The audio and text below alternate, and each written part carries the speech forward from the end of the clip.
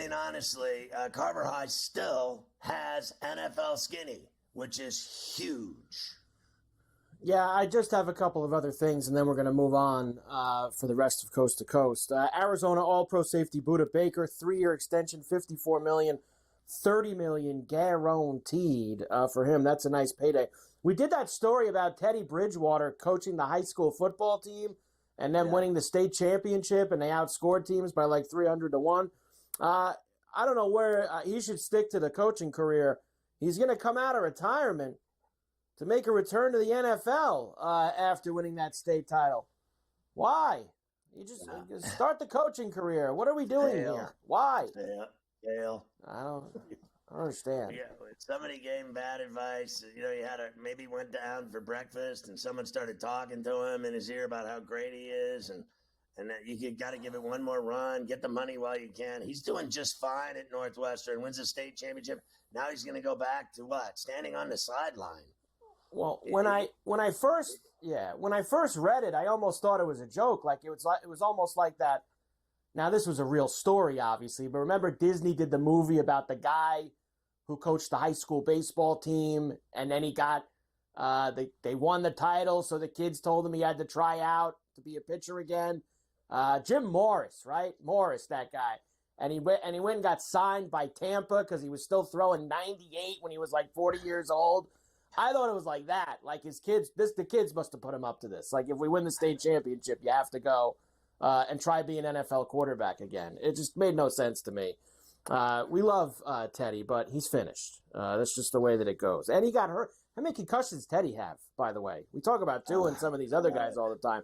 Teddy had a lot of injuries and a lot of concussions. So please, Teddy, keep coaching high school football. Did he make a lot of money?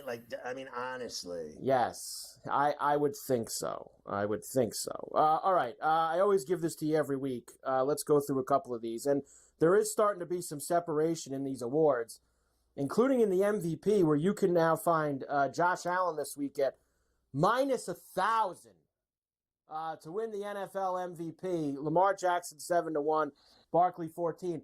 I have seen people, Scotty, outraged about this. They are outraged that people say that the MVP award is over with 3 weeks left in the season, and they're outraged because Lamar Jackson has some better numbers than Josh Allen, and they're outraged that this is happening.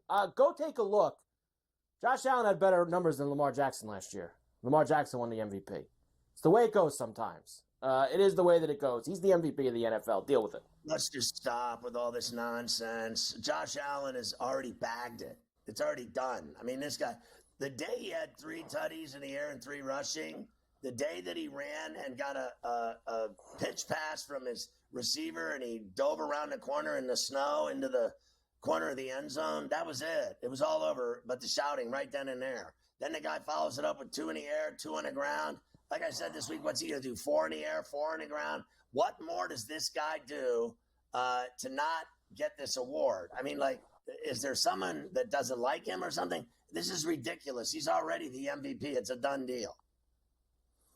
It should be a done deal, and hopefully it will be. And listen, we know Lamar's a badass. We say that all the time here. Lamar is an absolute badass. There's no doubt about that. And he's not going to win the MVP again this year. You're just going to have to deal with it. Defensive Player of the Year. TJ Watt is still minus 160. I've got him at right now. A little different from house to house. But Patrick Surtain has made some ground on him, Scotty. They're going to give the cornerback the award. They always find a way to take it away from TJ Watt.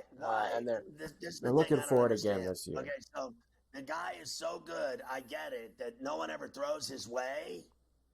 So yes. He really doesn't have to make any plays. And then TJ Watt has to rush the quarterback on every single snap, and he's like a terrorist in the backfield. I mean, the guy is absolutely insane playing football at his position, going after quarterbacks. Patrick Surtain, no one will even throw his way. The guy doesn't even have to shower after games.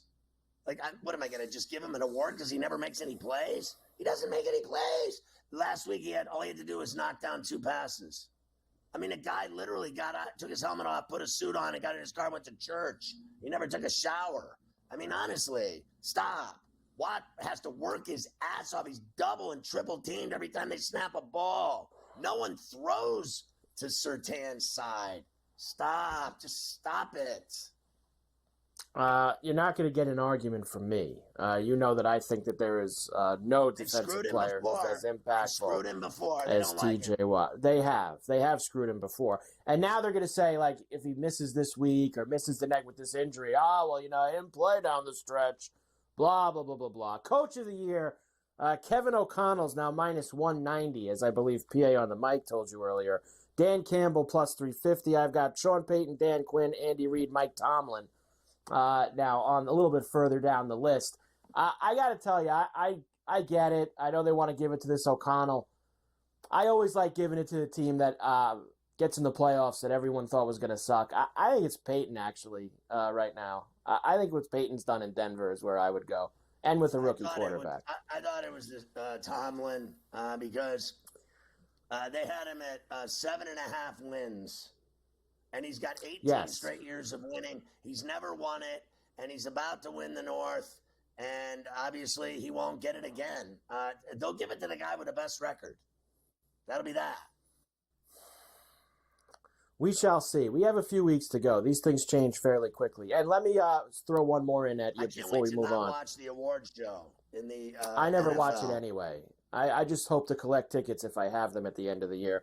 Offensive Rookie of the Year, Jaden Daniels, of course, is the favorite. Now, Nix was making some ground on this, but this has now separated back out to where Nix is plus 650. Brock Bowers, 11-1. There on that one as well. Bowers a little further out on that board. I've seen Bowers move up quite a bit since that number.